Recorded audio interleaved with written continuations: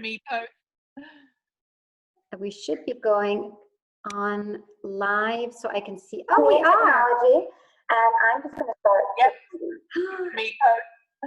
We are on. We should be going on live so I can see. Oh, we are. And I'm just going to start. Yep. Me both. We are on. We should be going on live so I can see. Oh, we are. Is there an echo? Yes, very echoey. Let's see. We are on. We should be going on live so I can see.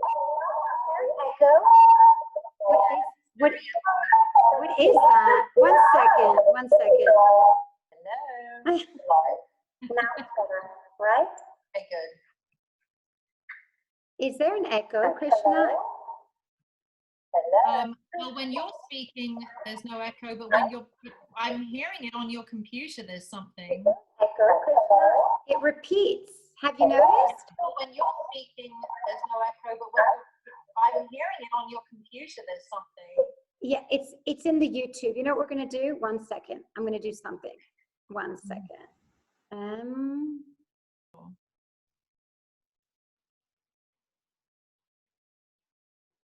Okay, 1 second. Hello, all of you. Let me just fix this up.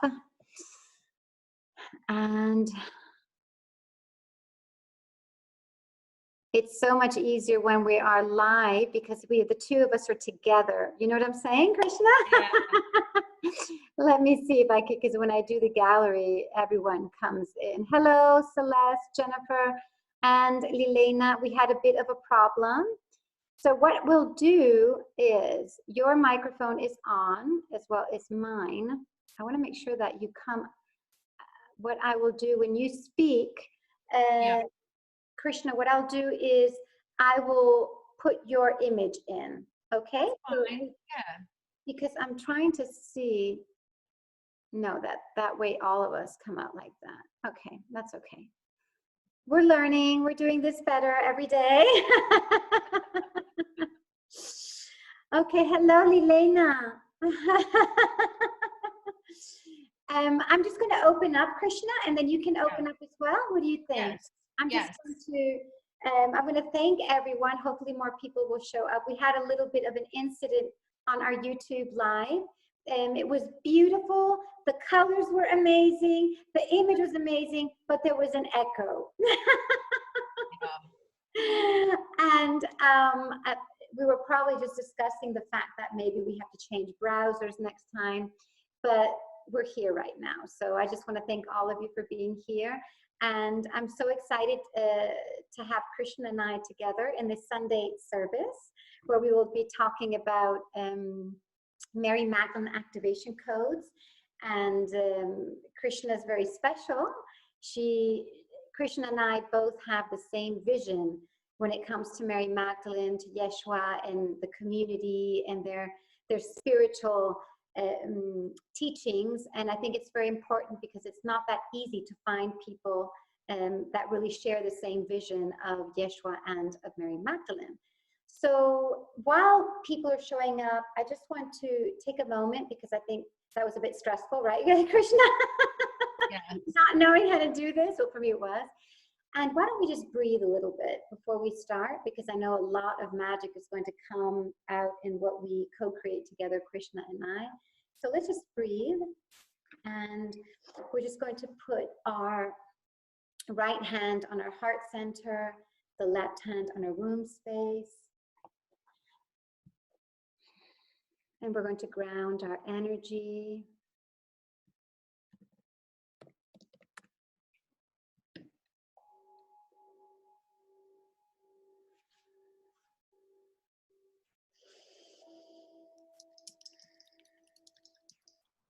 Just being aware of the breath.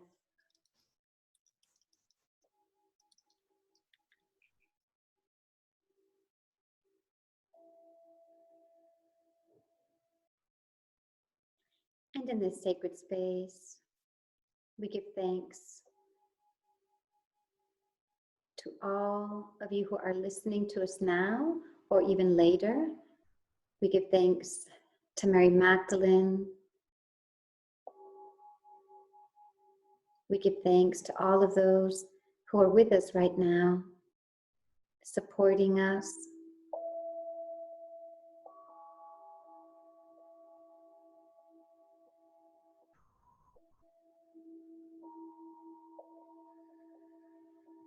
And as we bring our breath into our bodies,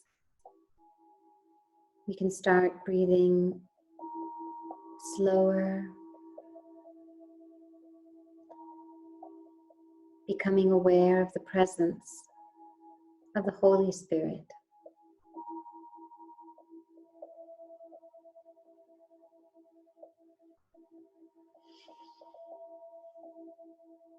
And I'm just going to open up with a song because I know that Krishna will be closing with a song, hopefully.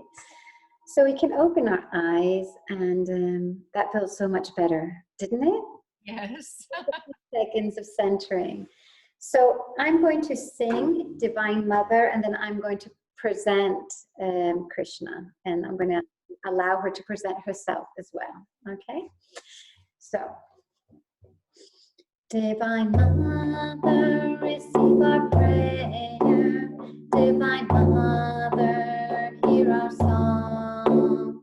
Divine Mother, receive our prayer. Divine Mother, hear our song.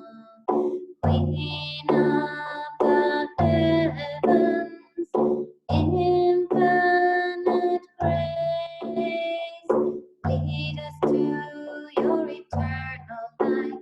May you shed your love upon us. Divine Mother, receive our prayer. Divine Mother, hear our song. Divine Mother, receive our prayer. Divine Mother, hear our song. Queen of the heavens, infinite grace, lead us to your eternal light. May you shed your love upon us.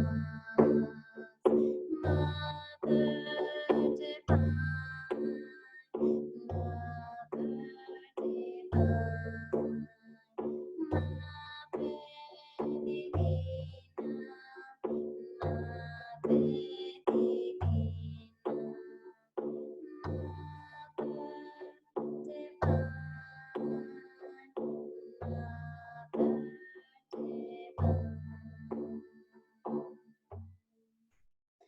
And inhale, hold the breath, exhale.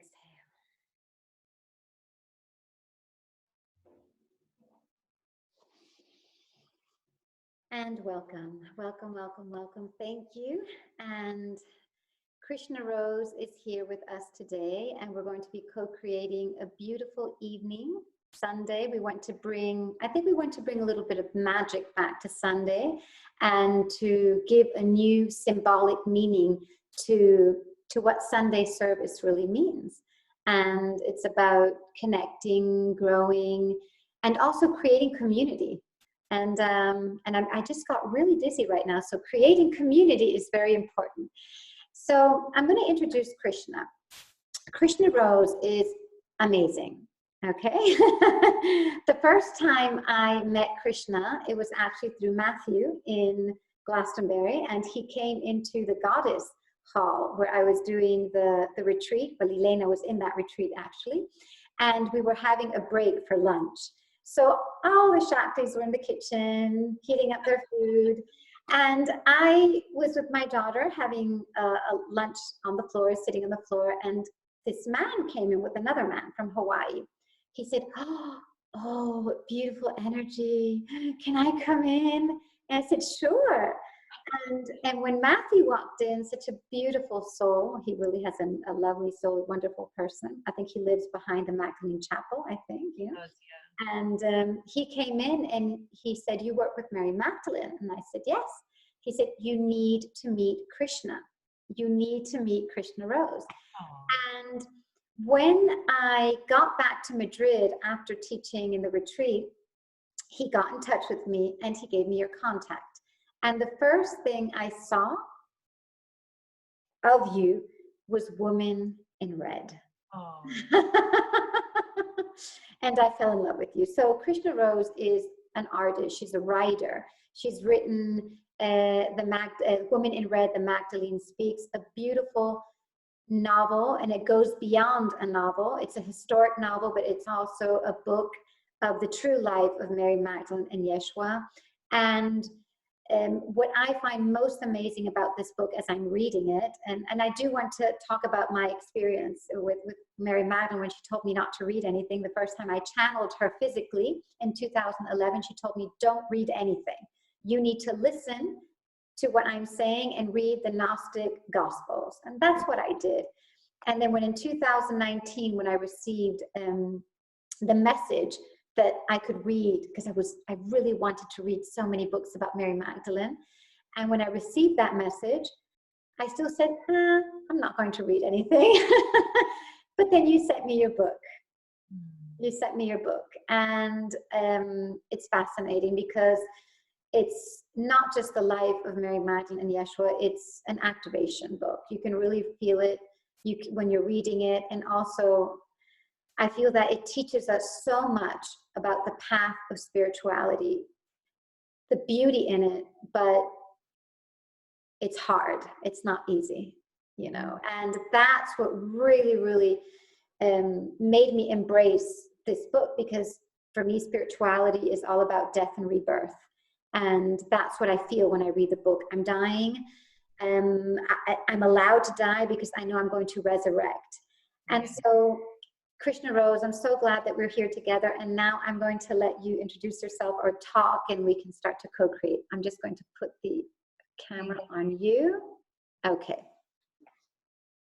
So, good morning, good evening, all you beautiful, bright souls. I am going to light this very beautiful candle that was created for me. I saved it for today, and it's got rose quartz inside of it and little flowers of roses. So as I light this candle, I am praying to the Divine Mother to bring light into your hearts and into the world wherever it's needed. So mote it be. Amen. Amen.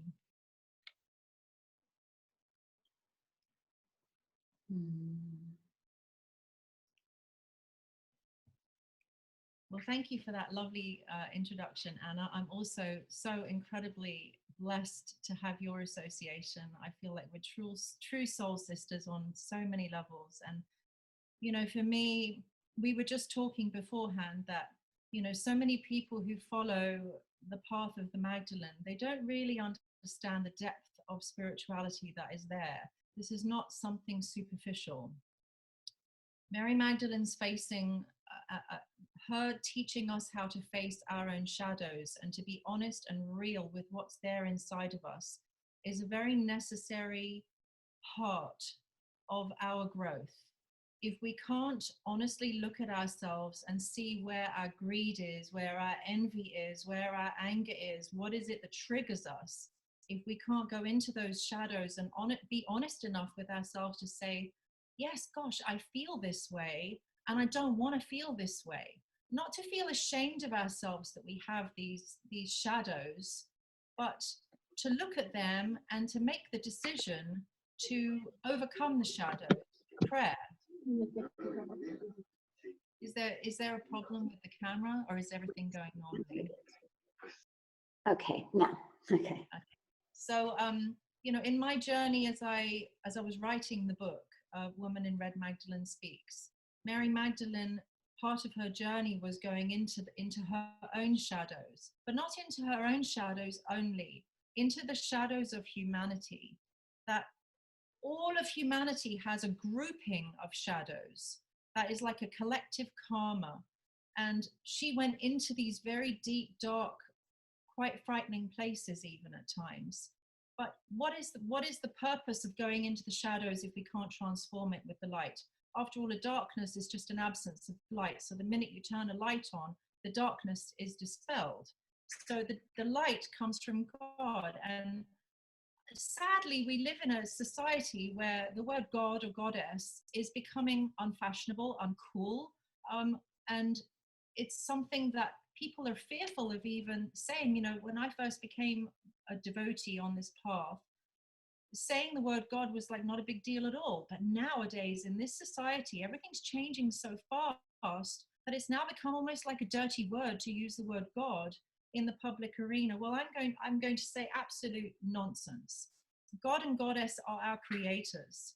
And if we wish to dispel the shadows, we have to first understand where the shadows come from and where the light comes from. There is nothing in creation that has not been created by our God and goddess. And both the light and the darkness was created by them so that we can transform. So when we look at ourselves and we see these iniquities, these shortcomings, I hate to use the word sin, but you know, because it implies something really, really awful about ourselves. It's a shameful term. But you know, our faults, our weaknesses, our habits, our addictions, that these are the things that are keeping us bound to this world and keeping us bound to lower nature. So we have to go into these places and shine the light of divine consciousness upon them so that we can transcend. And to become transcendent is one of the main goals of all spiritual life. No matter what path you follow, no matter what religion you follow, what you call God, our ultimate goal is to transcend this lower nature and to realize who we are in relationship with that divine personality of God and goddess. Without this, there is no real transcendence. So turning on the light is a little bit like throwing a big heavy rock into a dirty pond. When you throw a rock into a pond or a boulder into a pond, all the darkness, all the dirt that was sitting at the bottom of the pond is now coming up to be seen where before it was hidden. This is the path of the Magdalene.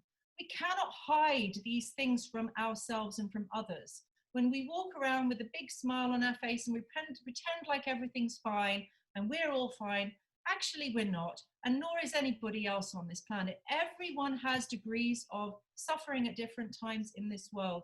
And if we have an inch of compassion, we'll understand this is the truth of nature, the human condition of life. So what is the answer? The answer is to turn on the light. And where does that light come from? It comes from our connection to divinity, whatever you call divinity. So earlier on, Anna and I were talking, about what is it that we would like to activate today, since we said today's meeting would be about bringing in the activation codes of the Magdalene.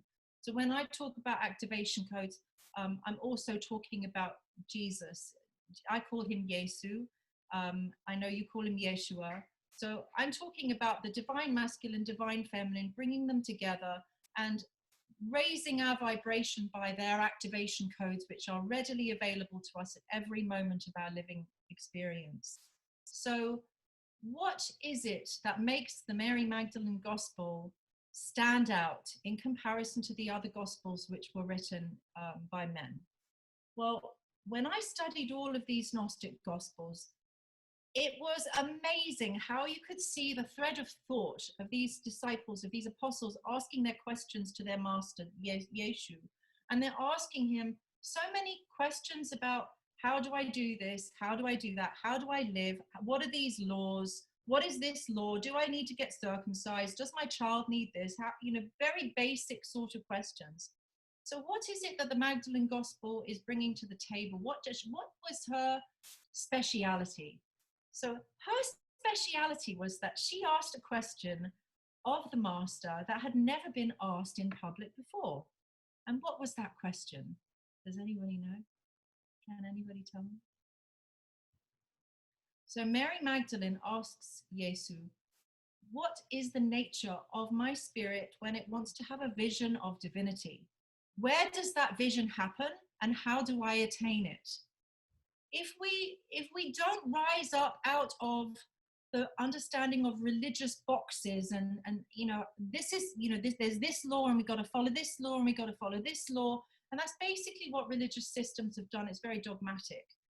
But the Magdalene, the divine feminine, it reaches for something deeper. She wants to know, how do I attain a vision of the kingdom?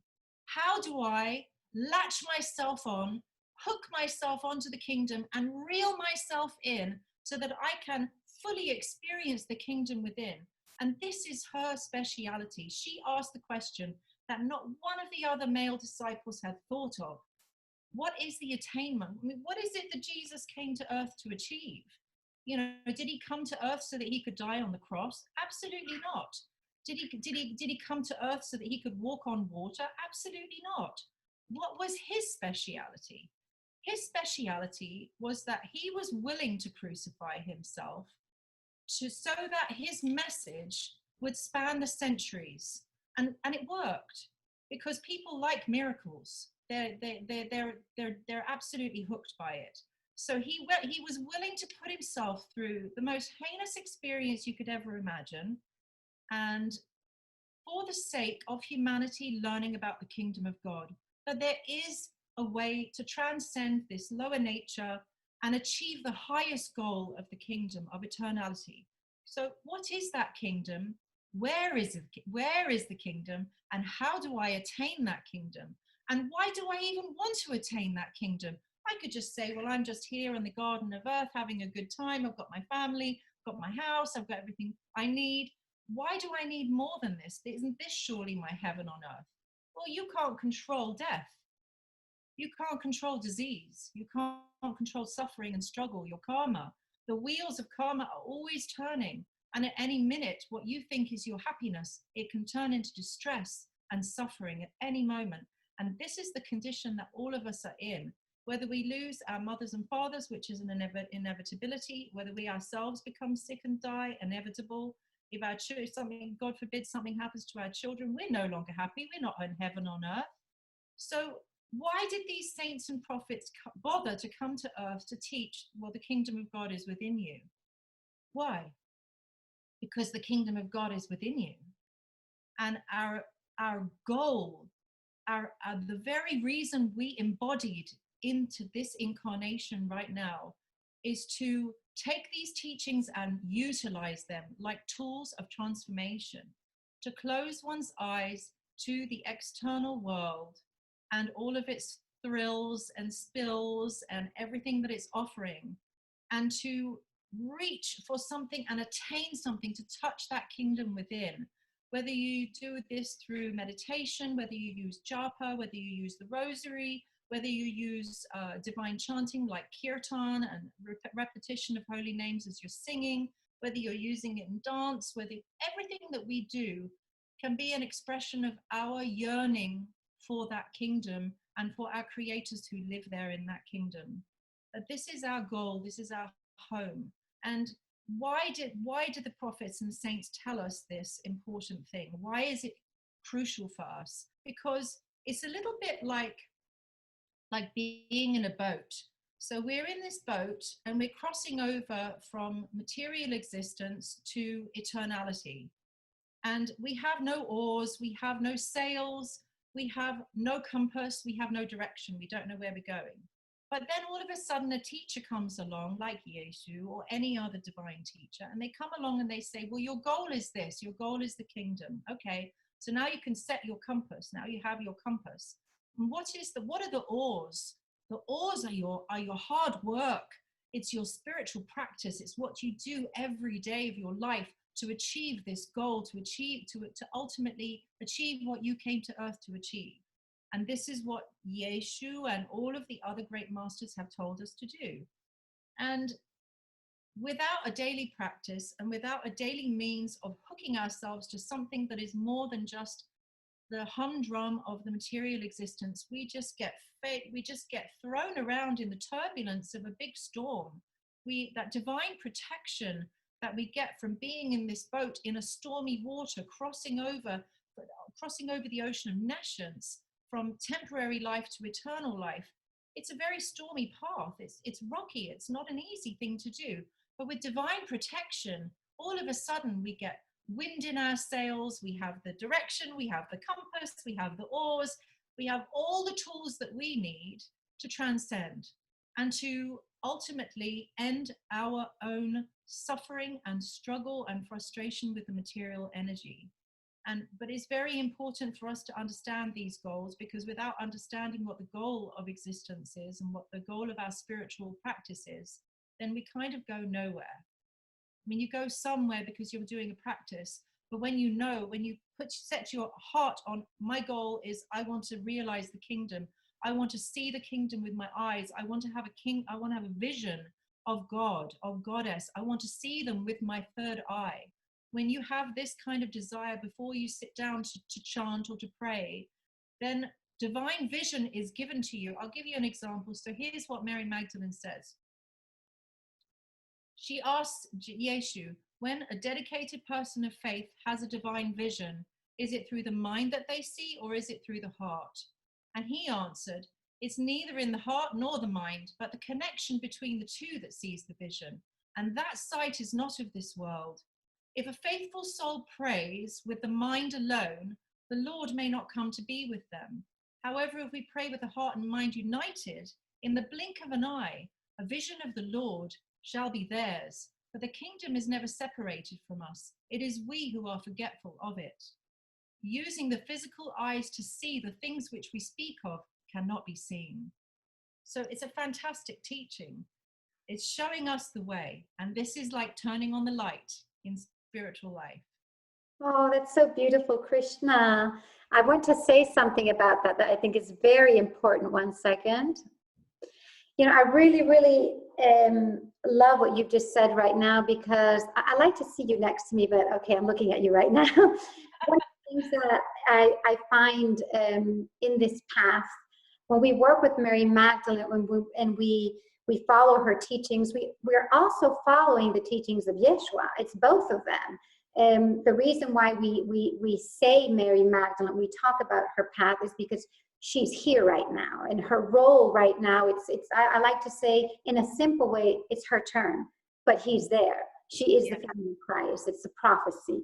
But there's one thing that's very beautiful that you said, and the teachings of Maria and Yeshua are about ascension. And this is very important, because a lot of the times we do see so much information about Mary Magdalene lately, and it's all tied into just sexuality or this, or just different notions of wanting to create an illusion based on an ego or on something that we want. And we were talking before we opened up this gathering about how man, when I say man, woman, or man, we create certain archetypes that suit us at different points of life. And when you read the Gospels, I mean, and the Gospel of Mary Magdalene is totally different from the other Gospels. I mean, I love the Gospel of Philip and Thomas, but you read Mary Magdalene's Gospel and you can just feel. You can feel all of the Shekhinah, the presence of the Holy Spirit, and you can feel the presence of divine inspiration. I mean, you need to read one sentence and then just have that sentence for the day and meditate on it, no? So when you talk about the path of doing the spiritual practice, this is the path of the Magdalene. Mary Magdalene is spiritual practice. It is about doing something every day that will bring us closer to what we call the kingdom, you know, and every day to have the intention of purifying, not just purifying the karmas and purifying all the baggage that we have, 1 second, and that we carry, but also purifying the energy around us. You know, that the body needs to be purified. The body needs to be a temple, so that we can also receive these energies, you know. And so when you were talking the whole time, I just felt my heart pounding, because one of the things that I teach in the trainings, as you know, is about commitment. And everything we do, even when it's healing the feminine and going back to the sacred feminine, at the end it's ascension. And that is what their teachings are about. And the beauty, like you said, and then maybe we can continue talking about this. There are two things that you said that I really enjoyed. Now saying God or goddess, I mean, goddess is quite in fashion now in the women's communities. But to say God, I remember that when I came back from the Middle East to Spain, and it's very normal to say God there. Oh, thank God, or in God we trust, or God. And when I say God, I mean God and goddess. For me, it's the same. Just like when I say goddess, I mean masculine and feminine. And when I came back to Spain, to say God was like, oh, to even say blessings. Yeah. It was, it, I just couldn't understand it, you know, and I'd say there is something powerful that is breathing through us. I mean, she is breathing through us right now. So I really loved what you said there. And for me, that's very important. And there was something else that you said, wait, oh, yes, that why is it important to achieve the kingdom here? I loved that question that you asked, and this is going to go away, you know. We're here today, we're not tomorrow, but when we attain at least the vision or the presence or the energy of that kingdom, everything changes in our life. And I feel it's like that presence of the Holy Spirit that is inside of everything when you recognize it. You recognize the Holy Spirit in the drum, in the breath, in the tea, in the food, in the animals, and the trees. That presence becomes so strong that you actually, your whole life changes, and you start to become Christed. You know, it's an embodiment. It's like being a holy vessel, a chalice, and filling yourself up with Holy Spirit, and then walking around everywhere you go, shining that light upon others to assist them in their transformation and to be the light for others to follow. But you know, how first, you know, my teacher always used to say, if you haven't realized it yourself, then you can't give it. Yes. So the first humanitarian effort for us all is to achieve something spiritually, is to have a divine vision, to search for it and to have one. And once you hook yourself into that kingdom and you have even just the smallest vision of it, or the smallest connection with God and Goddess, with eternality, then everywhere you go, you emanate their light from their world, and your energy becomes addictive to other people because they see, oh, she's got something that I don't have. I want what she has because she's got this sweet energy that she's carrying around in her chalice. And so, you know, so let me just talk a little bit more about the gospel, because I have it up here on my screen and it is just so beautiful. So here is, these are the teachings of Yesu while he is having a conversation with Mary Magdalene in the Gospel of Mary, where he's now giving instructions on how to cross from this world into eternity. So here is what he says. In crossing the first bridge from material to eternal, faith and yearning are necessitated. Here the soul relinquishes its power of resistance obediently by the strength and power of divine love, compelled to yield to the refuge which is offered amid their sorrows. They pass from long-deferred deliverance unto the possession of glory, but that is only the first bridge. The second bridge is crossed when the feeling of despair in this world, like a gift, is given unto us. Consoled in our bitter solitude, we pass over material desires which, like chains, have possessed us. Triumphing over that which before tormented us, here the mysteries of the Spirit are revealed. Only then, upon our completion of such trials, may we approach the third bridge to face our own willful ignorance, our refusal of submission to that which we know in our heart to be good for our spirit. So this is a perfect example of how addictions keep us bound to this world, because it's a refusal to submit, to give up those things which we know are bad for our spirit. And these things cause us to suffer. It's not that we're preaching to people, telling people, you're a bad person, you shouldn't be sinning. But who's the person who's suffering? If you do something of your lower nature due to your habit and addiction, then you're the one who's suffering. It's nobody else around you who's suffering. It's you're the one who's ultimately going to suffer. This point of surrender adorns us with sweet assurance and its reward is tremendous relief for the living soul. Such solace hails a great blessing, for it breaks down our vanity and our pride entirely. Next, the master taught me of the fourth crossing, which is where our enslavement to the body lies. Here we find ourselves still infatuated with selfishness, dominated by inclinations which untethered have enslaved us. We lack discrimination to do the right thing at any given time. And at this juncture, the strength of the eternal spirit within unchains and unbinds us.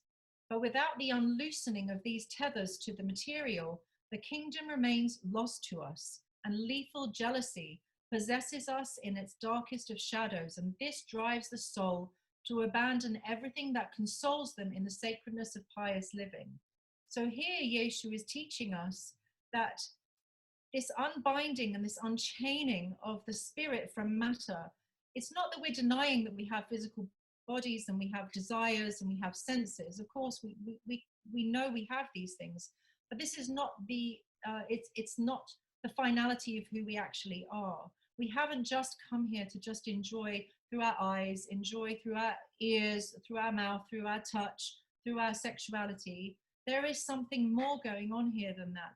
And once we can, I did a practice this morning when I went for a walk, where as I'm walking, I'm telling myself, I am a spirit, I am a soul driving this body, just like you would if you got into your car and turned your car on and drove to the local supermarket. So we see it as a vehicle for our soul to become transcendent. And once we realize who we really are, separate from this false ego, this misunderstanding of who we really are, then we can live in this transcendent vision. And living from a place of transcendence is peace. It's love. Everywhere you go, you see love, you see goodness, you feel goodness, you are compassionate. You live and breathe this divine love in all of your actions. And this is why people like Yeshu came to this earth, and Mary Magdalene, and so many saints and prophets in history. They're all teaching this way of living. And it begins with our understanding of who we actually are. What is our nature? We are not just this car that we're driving. We are something. We are made of eternality. So this is just such incredibly beautiful teachings out of the Gospel of Mary Magdalene. And when I sat with the Gospel, I sat with it for about 5 years. And like you said, Anna, I literally would read two sentences and sit with it for a few days to try to understand what is it that has been lost in translation, in time. There are pieces missing, there are pages missing out of the Gospel. And I really wanted to fill in the gaps, not from my own ego, oh, I can write what Mary Magdalene wants to say, but what does divinity have to download through this vehicle that I'm walking through for the benefit of others, to fill in these gaps that were missing. So after about 5 years, all my notes were compiled and then written into my book, Woman in Red, Magdalene Speaks. And the Gospel of Mary Magdalene is revealed there in its complete state. And I'm so happy to have been a part of that experience. It transformed me, it has changed me, and I will never go back. And whenever somebody tells me that they're about to start reading my book, I'm always so excited, because I know the outcome will be, they will never be the same again. There is no way you can read my book and not be transformed and changed on some level of your being, even if you don't have a lot of sukriti, which is spiritual bank account points from previous lifetimes, where you have a thick ability to absorb and understand spiritual knowledge and wisdom from the scriptures or from wherever. Even somebody just starting out baby steps in spiritual life, when they read this, they will be transformed by something in the book. So anyway, that's some of what I wanted to communicate. That's so beautiful, Krishna. Thank you. One second. Thank you for reading that, because I think it's very important. And wow, as you were speaking, so many things were going inside of me. First, I love what is written about the addictions. And I just want to talk a little bit, just say something about that before we move on to another subject, because addictions are part of our everyday life. Addictions are so ingrained in what we do and what we say that we're not aware. And a part of the ascension process and following the Magdalene path so that we can actually become all of these teachings of Maria and Yeshua is to purify those addictions.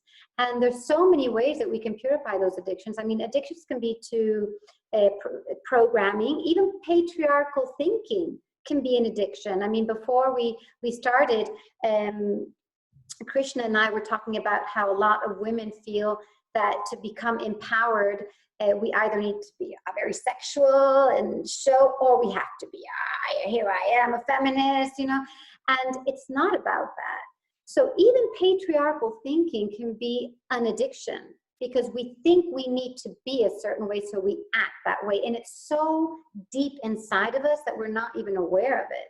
You know, other things, relationships, you know, when we attract the same people to our lives, or when the same pattern is repeating. And to have an addiction is not just to have an addiction to alcohol or drugs.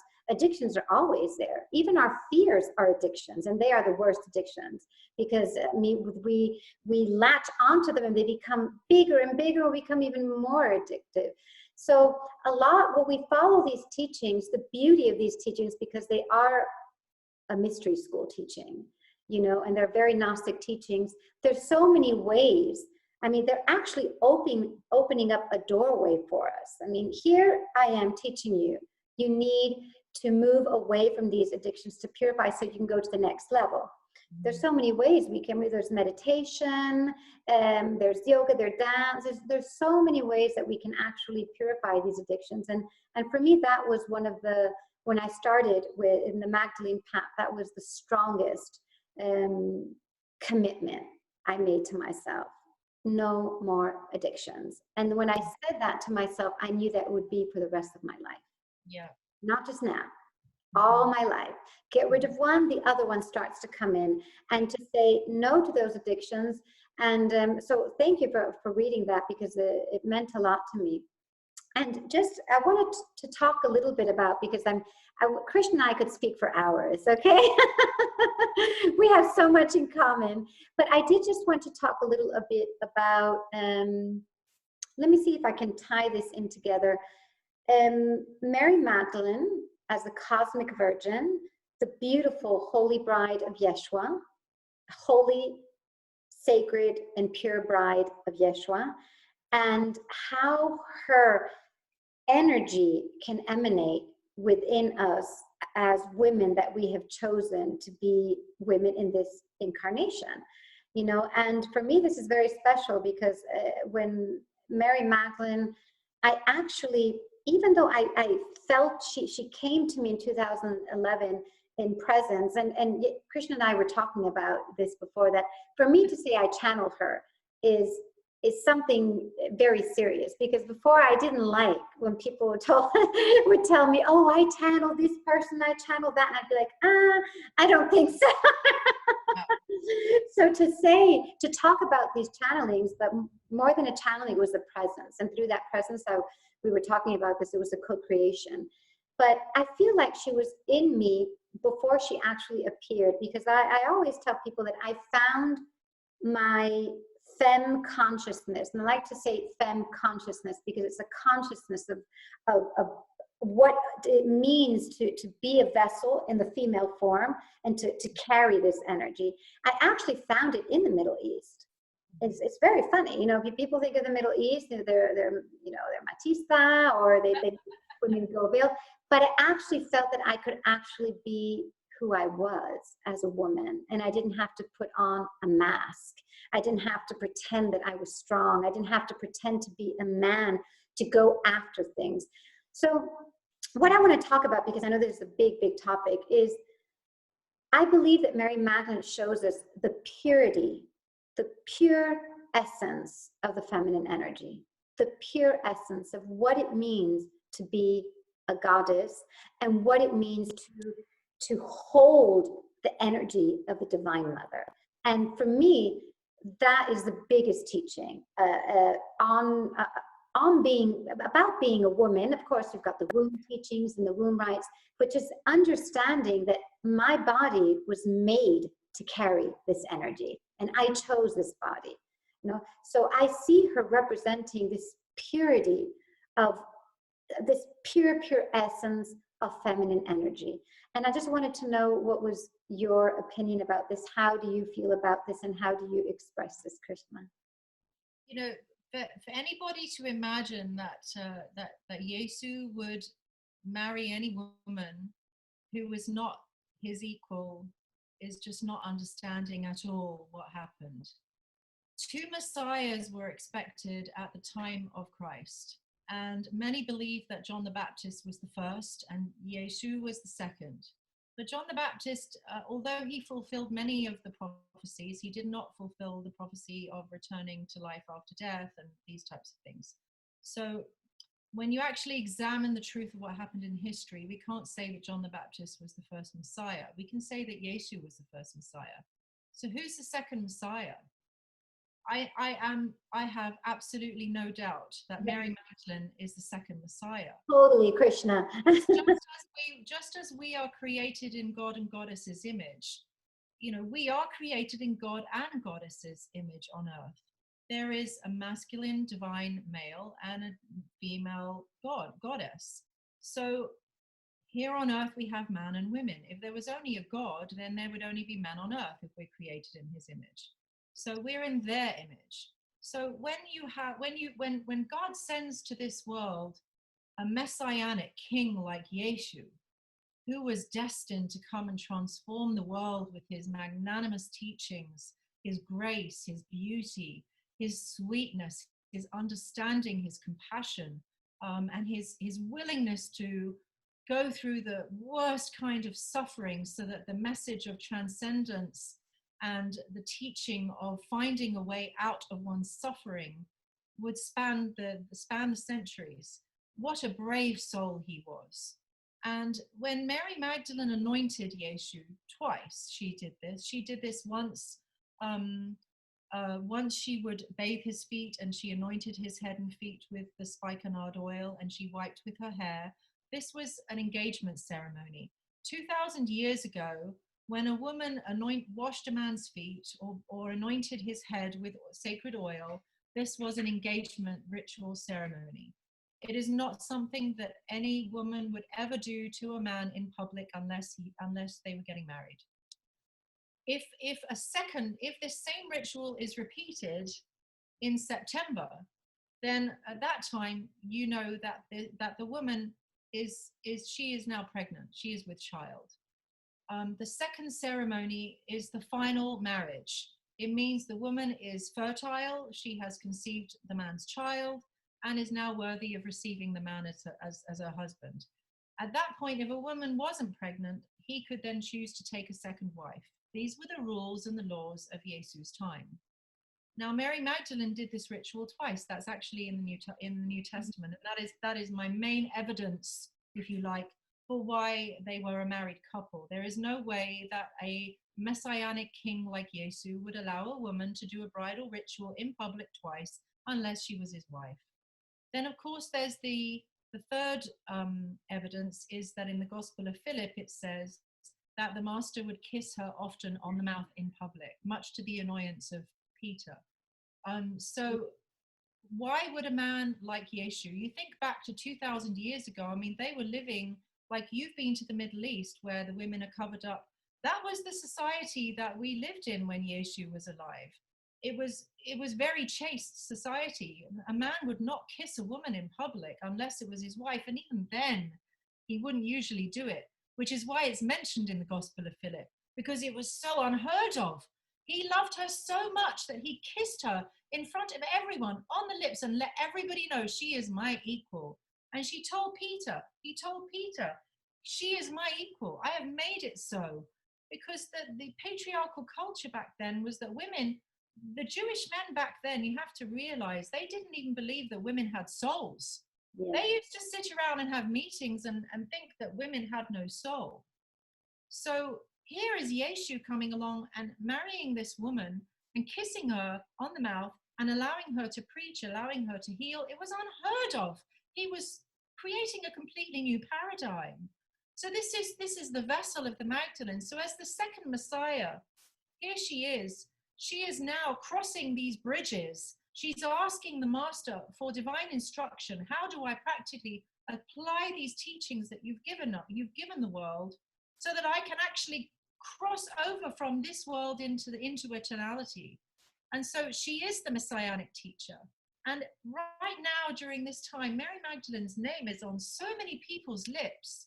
And why is there this big return of the Magdalene during this time?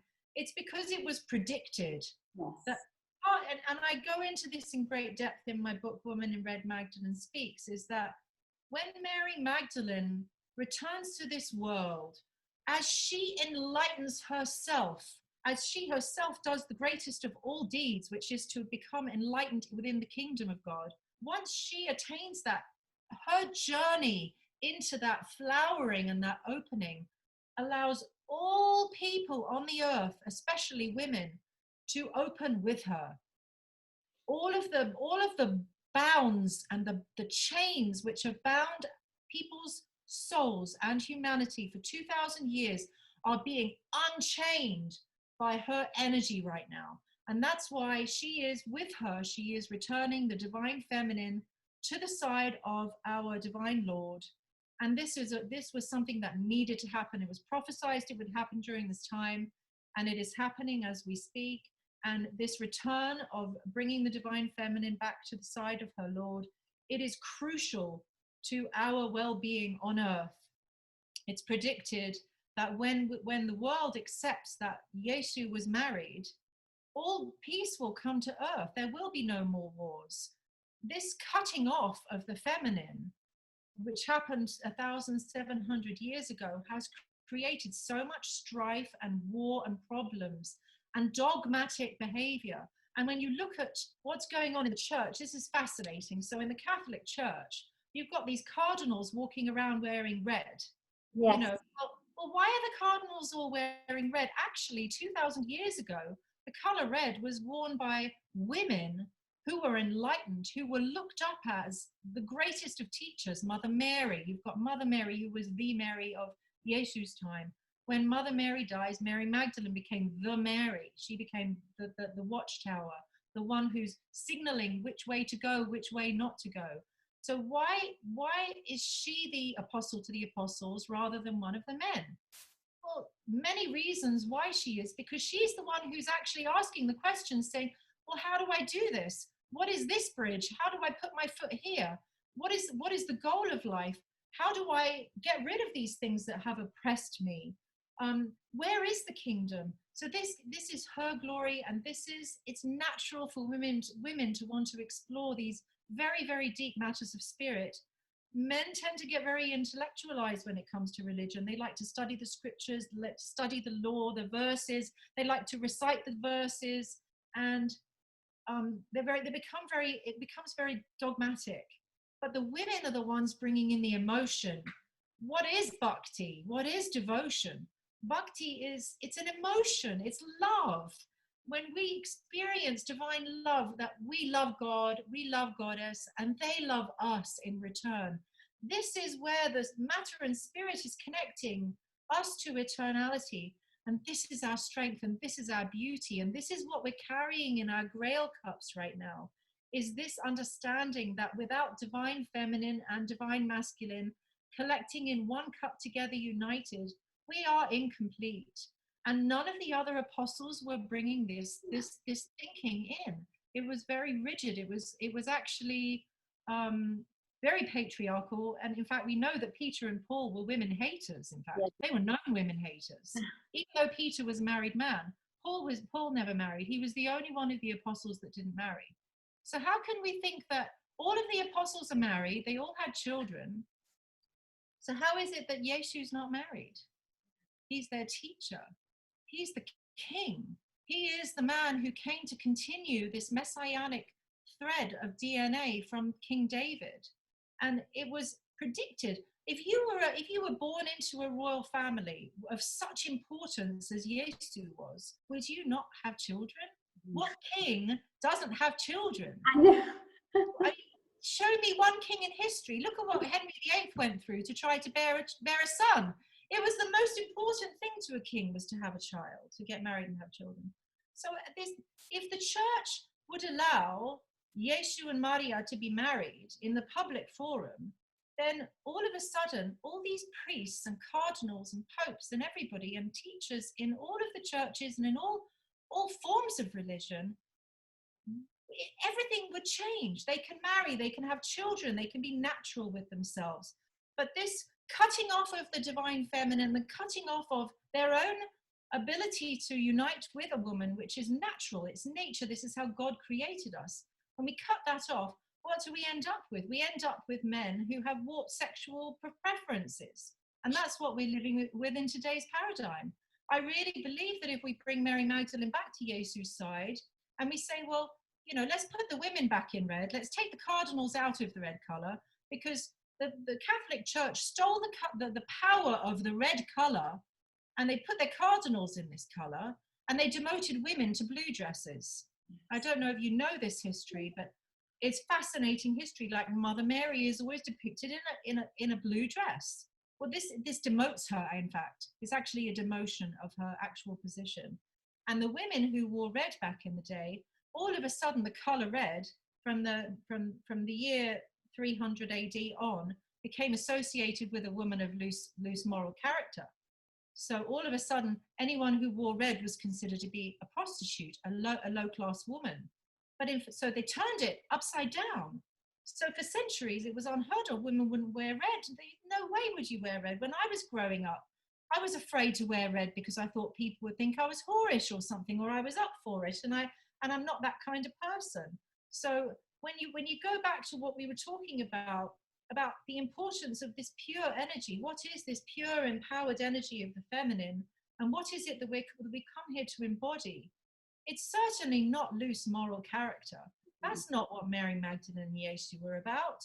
You know, this putting Mary Magdalene out like a prostitute or some sexual priestess in a temple. You know, I mean, I'm sorry. Do your research, please. If you're out there, if you're one of these people who believes that and who is promoting that thinking, please go and do some historical research, because Mary Magdalene was not that. And she was a very pure vessel, and she was the Holy Grail, which means the Saint Graal, the holy vessel that received the seed from her husband Yeshua to birth to holy children who would continue this lineage on, which was very ancient. And it was so important to these people back then. If you go back and you think how these people thought, having children and continuing their bloodline was crucial to their messianic mission, along with their spiritual message, of course, but both are important. And you can't have one without the other. Oh, beautiful, Krishna. Let's see if I remember everything that I want to. At first, definitely, I want to touch up on what you said about the anointing rituals. Definitely, and even in the Miraphor tradition and the old ancient Egyptian traditions of marriage, there would be first anointing the bride of the groom, and then when in the pregnancy, actually when the bride, the woman would carry child, that's when they would consider that they were really married.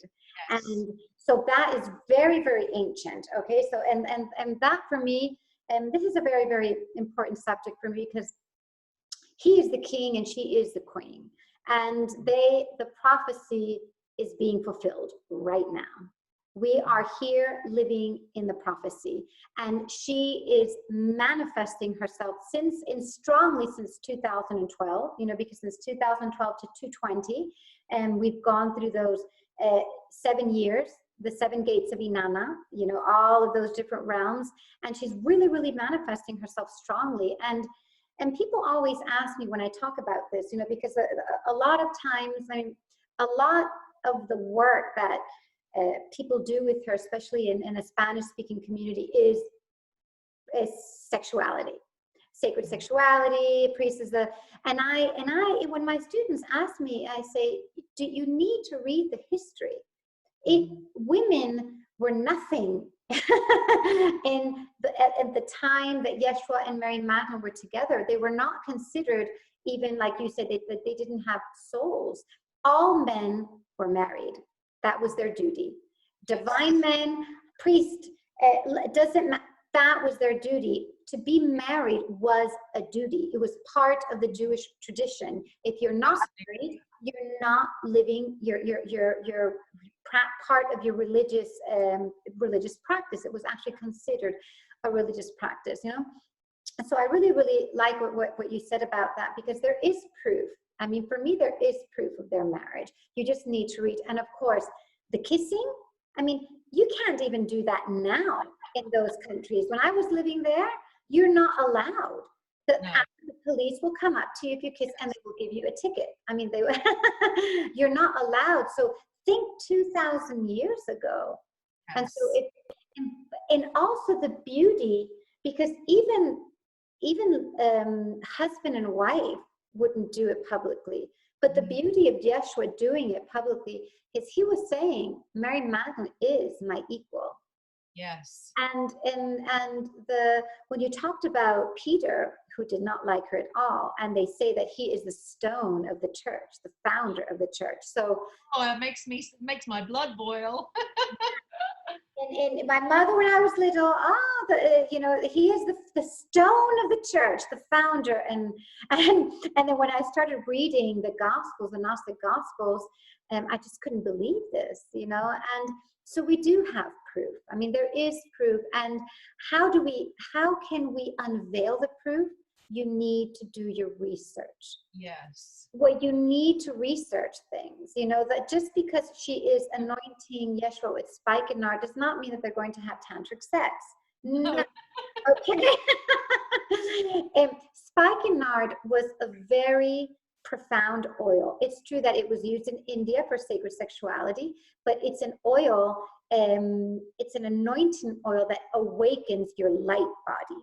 Yes, it's an ascension oil. Yeah, it's an ascension oil. So for them to use it during the marriage ceremony and the ceremony of the child is quite strong. It's very, very symbolic. So I just love everything that you're saying, Krishna, because it's just so beautiful to be able to resonate and feel these divine teachings as part of a path, as part of a path that comes, a lineage that comes from so far away, and that they are here, she is here now for the whole planet.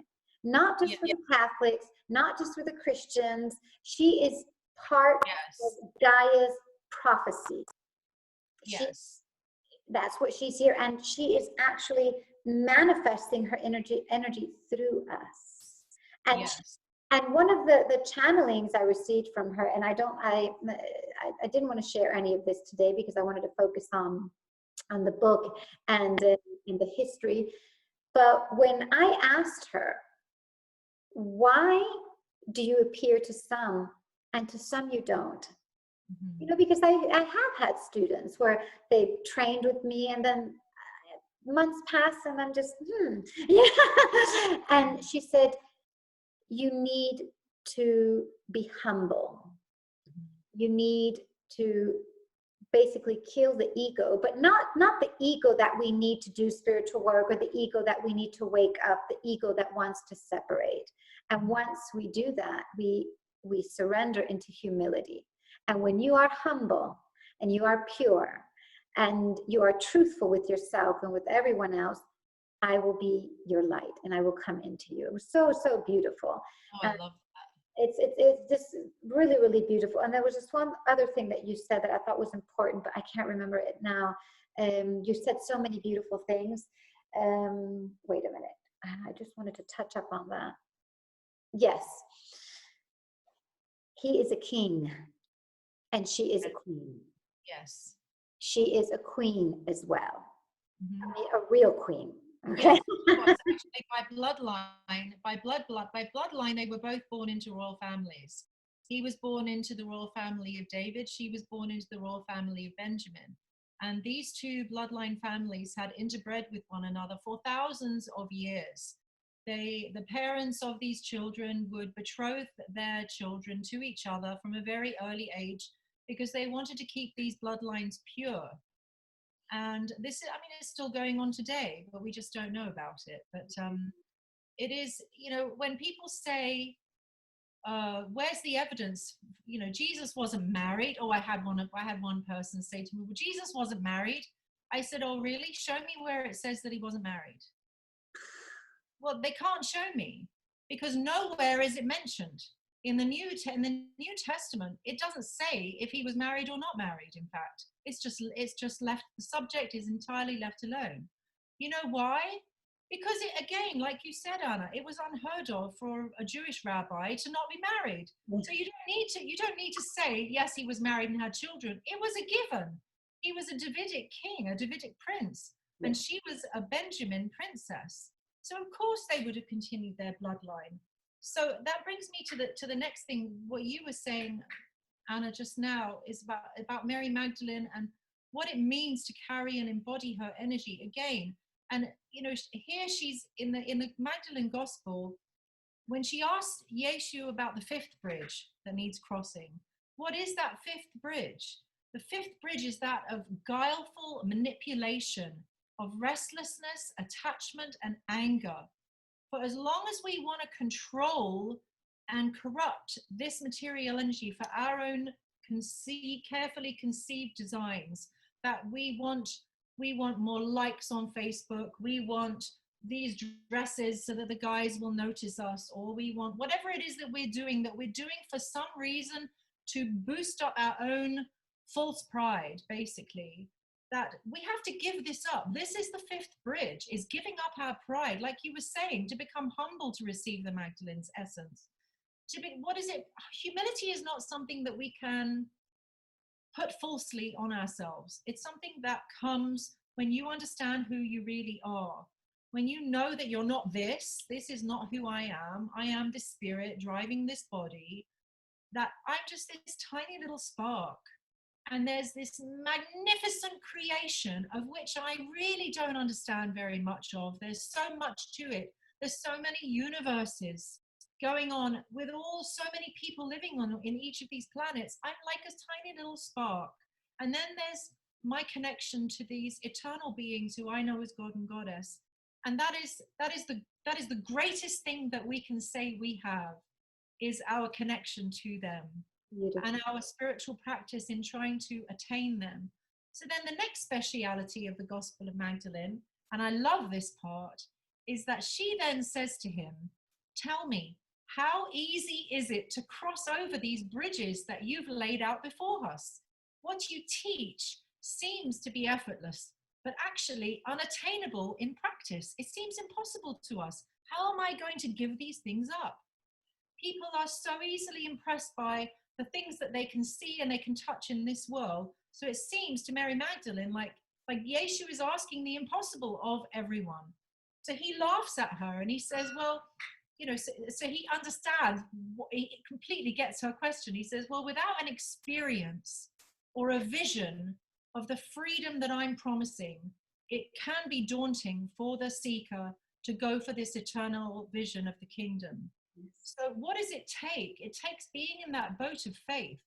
This is where faith comes in.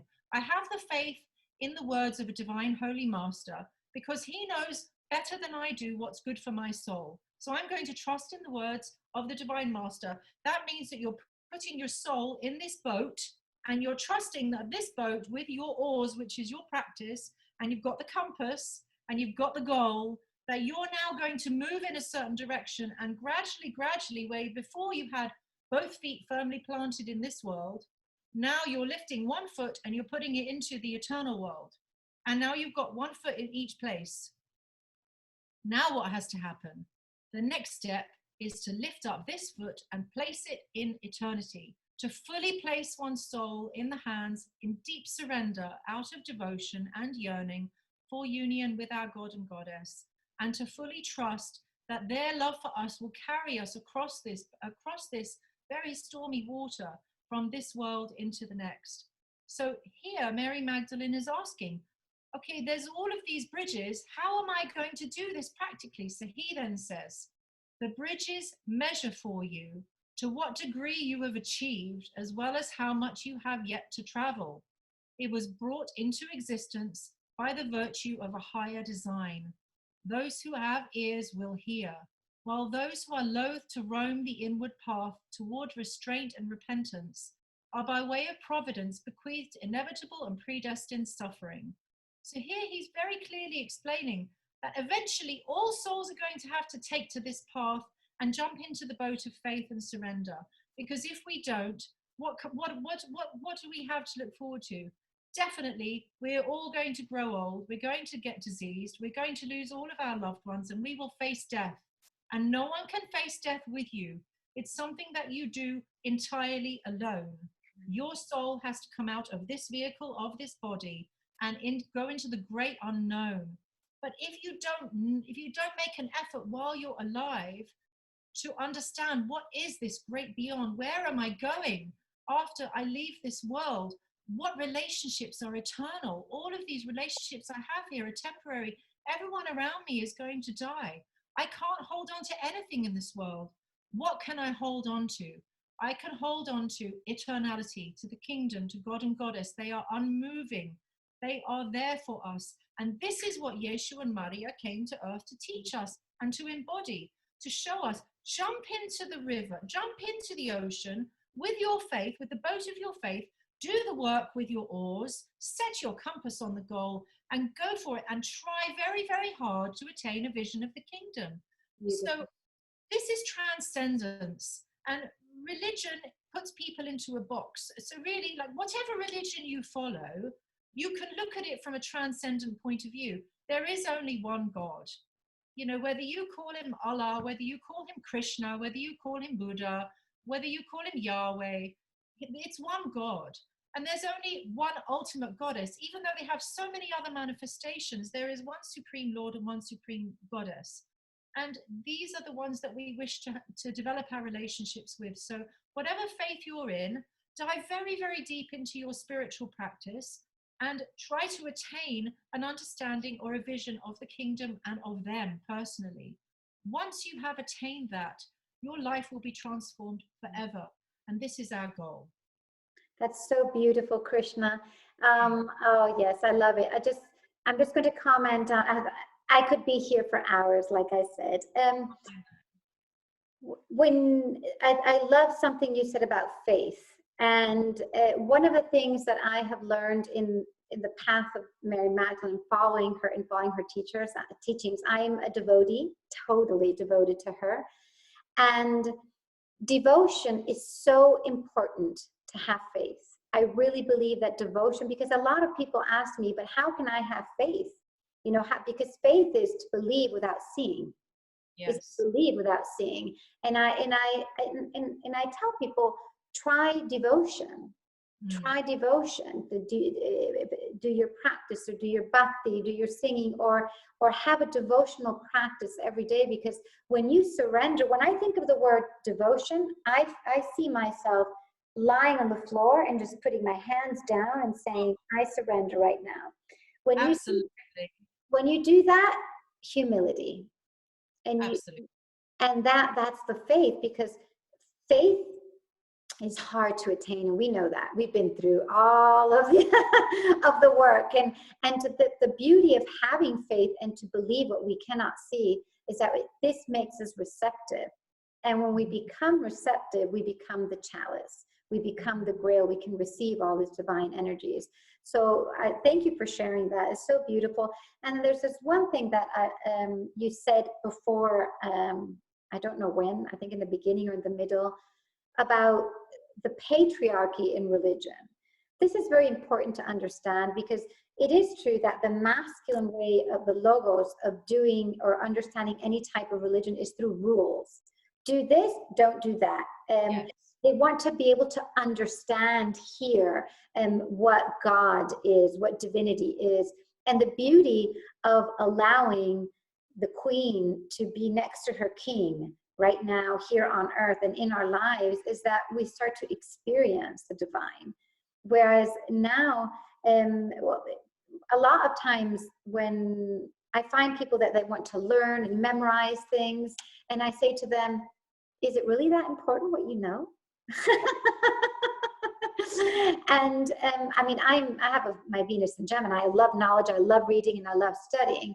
But to be able to experience the Shekhinah, the Holy Spirit, that is we are at that point right now. And that is right now, Mary Magdalene, with her presence here on earth, is taking us to an experience so that we can open up and we can receive the Holy Spirit. And I think that's the first step, because it may not, receiving the Holy Spirit just a little bit, maybe we may not see the kingdom, but we will start to heal and our heart will become open. And then we can start to open up and stop judging other people and start looking at ourselves, right? So it's so beautiful. And it's true that all religions have placed us in a box. And I think all religions have created very serious addictions within us. One of the addictions you said that we've all gone through as women, maybe feeling embarrassed by wearing red. That's an addiction, because it makes us go into a thought pattern, and it creates a reaction within everything that we choose to do. So all of the religions have put us into a box, and the Aquarian age, or the age of the golden age, is all about, I want to put this really in the right words. It is about self-initiation, but the self-initiation is the commitment to your path. It's not about, oh yeah, I'm self-initiated, I don't need a teacher. I firmly believe in the teacher-student relationship. I always have. And Yeshua is a teacher, Mary Magdalene is a teacher, and there has to be a relationship. But I do see that in this golden age that we're going into, or the Aquarian age, as some people call it, the self-initiation is about making a commitment to the path that we want to follow. So thank you for that. I just wanted to ask you right now, since it's getting late and we can go on, could you, did you want to do that chant? And don't worry, we'll do more Sundays, okay? We're doing a lot more, okay? And I just wanted to just say one last thing before we do a chant, is you touched on something just now about these addictions that we have. And, you know, one thing that really is part of our healing process, especially as women and as vessels for this divine feminine energy, is that we have to break the chains which have made us feel afraid of shining.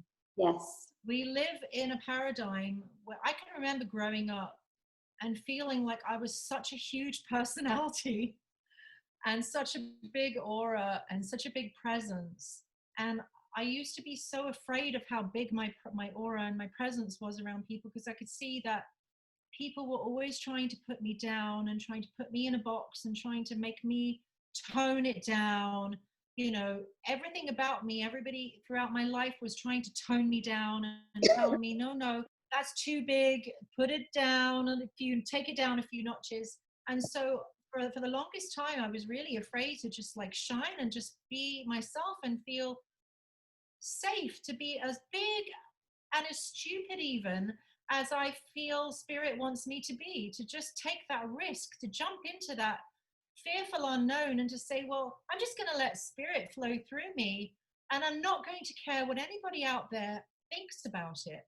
It's a very big deal to do that, and it's something that all of us as women carry like a very big burden, and we feel that we have to like play small around people, or you have to be a certain way around your parents, you have to be a certain way around your children, you have to be a certain way at work, and we're just putting all these layers of like, you know, unconscious hoods on that hide our true, massive, huge, beautiful, feminine energy from the world. And so I just really want to, you know, just finishing up on this beautiful subject, to just say, you know, that this is what Mary Magdalene's energy really, for me, has really encompassed, is this healing that happened inside of me through her energy, where I now feel very comfortable to just be who I am.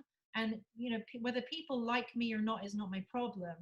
My problem is to be aligned with Spirit, to be aligned with God and Goddess. And that's my only problem. And when we all live this way, and really there is no judgment, and there is no need to criticize one another, because we have so much to work on in our own selves. Why do we feel the need to look into other people's reflections when we have such a big reflection to look in for ourselves, for our own self-work? So my feeling and my prayer and my intention and my wish right now, as we complete this circle, is to pray to the divine feminine to allow us to fully embody her bright light on earth, and not to hinder this power that we have, that we carry into the world on her behalf. And when I say on her behalf, it is because I pray that we may relinquish our false ego and realize that this energy that flows through us is not ours, it is theirs. It is their loving essence flowing through us. Yes. And this is the essence of bhakti, is to have that humble, devoted energy center that is always walking in spirit connection with our divine creators, and to carry that energy in whatever way it wants to flow through us into the world, and not to feel like we have to tone it down to fit into the Catholic box, or to fit into the Christian box, or to fit in with this box or that box, but to just allow it to just flow and be as bright and as big as it wants to be. And all of us have that potential. And as women, I feel like this is crucial for our healing. Yes, yes. Just one thing before you chant, Krishna, because what you said was so beautiful. I just wanted to share something, that one of the greatest things that Mary Magdalene can bring into our lives as women is to connect with our power, our creative power, our creative essence, and to feel comfortable within our bodies. And when I say that, to feel comfortable with who we are. And what you said is so, so beautiful, because for me, that has been the greatest gift she has given me. And I was very much like you, like, ah. And the greatest gift she's given me is to be able to even go beyond the limitations that I thought that I had, you know, limitations through family lineage, through society, of what it means to be a woman. And I have broken all of those limitations, and I'm still going for it. And Yay! Yes. We're doing it for ourselves, but we're doing it for everyone. Because as we do it, we break the chains for everyone. Yes, and the beauty of it is that when we allow, and you said this in the beginning, when we allow Mary Magdalene, her light to shine, people can feel that. People can feel her energy, and she wants us to be free. She wants men to be free, women to be free, children, animals. But the freedom begins with the femme form, with the femme body, with the femme incarnation. Why? Because we birth everything constantly. Yes. So when we just break free from all of those chains and say, I'm not that you say, I'm not, no, I am me in my androgyny, my inner sacred androgyny in the female form. But that is something, it's so powerful and medicinal through Mary Magdalene, as her Magdalene flame awakening in women. And as we awaken, we become the tower for other women. We give them the light. Here, take it. It's infinite. Mary Magdalene is infinite. I don't want it for me only. I want it for you. That's what I'm here for. I'm sharing it. You share it. It's so. And that's exactly what, I mean, that's what Jesus' whole life was about. That's what his sacrifice was about, is that, you know, when he was in India, he was chased out of Jagannath Puri by the Brahmin priests who wanted to kill him when he was 15 years old. Why? Because he was taking all this scriptural understanding and learning from these secret teachings he was finding in India, and he was going into the fields and preaching to the people who were picking the rice. Yes. And he was preaching to the poor man on the street. And the Brahmin priests were so proud. They were saying, no, this learning is only for us intellectuals. Yeah. It's only for the royal, you know, with their noses in the air. Yeah. It's only for us Brahmins, you know, it's not for the layman over there. They're just dirt on the streets. And Jesus wasn't going for it at all. So they chased him out of Jagannath Puri, in fact. They wanted to kill him. So this was long before his mission started in Judea. There was a whole other life going on.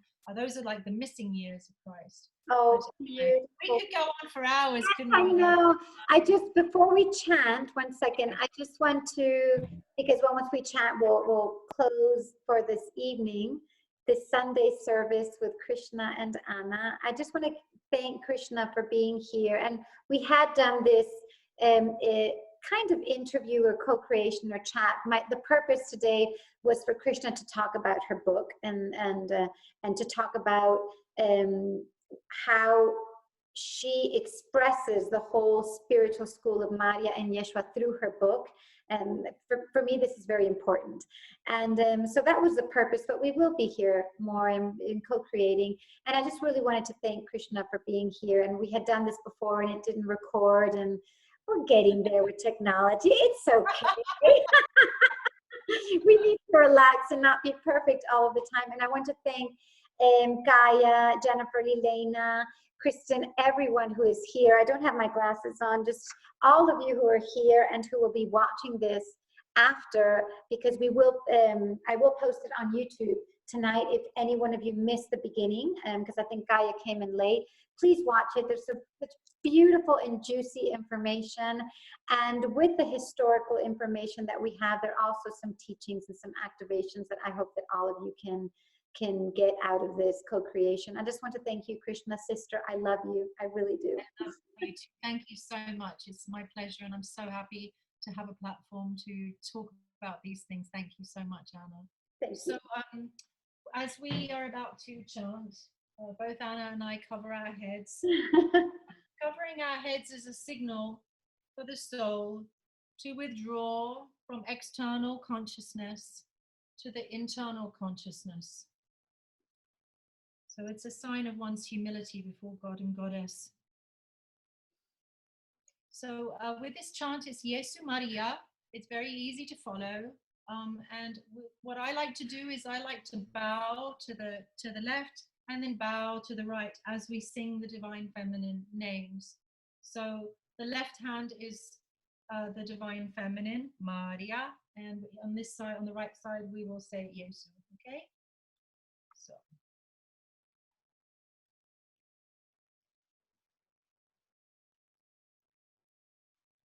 Jesu Maria, Jesu Maria, Jesu Maria, Jesu Maria, Jesu Maria, Jesu Maria, Jesus Maria, Jesus Maria, Jesus Maria, Jesus Maria, Jesus Maria, Jesus Maria, Jesus Maria, Jesus Maria, Jesus Maria, Jesus Maria, Jesus Maria, Jesus Maria, Jesus Maria, Jesus Maria, Jesus Maria, Jesus Maria, Jesus Maria, Jesus Maria.